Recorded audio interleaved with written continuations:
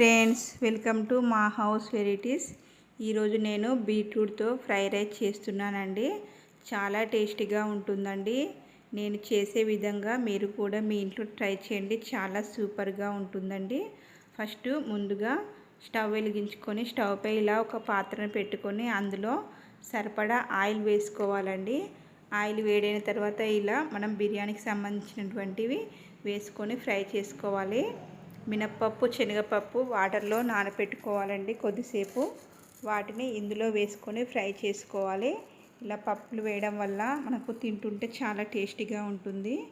ఇందులో నెక్స్ట్ కరివేపాకు, ఆనియన్స్, పుదీనా, పచ్చిమిర్చి వేసుకొని ఫ్రై చేసుకోవాలి.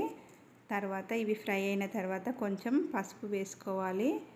వెల్లుల్లి పేస్ట్ కూడా వేసుకొని ఫ్రై చేసుకోవాలండి.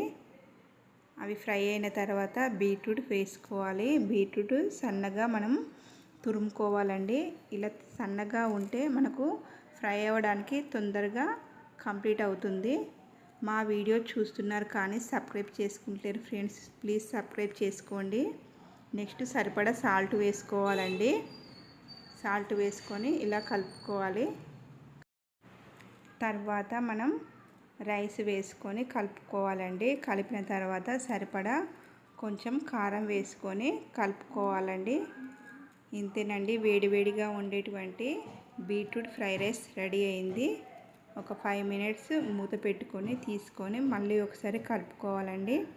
ఇంతేనండి, టేస్టీగా ఉండే బీట్రూట్ ఫ్రై రైస్ రెడీ అయిందండి.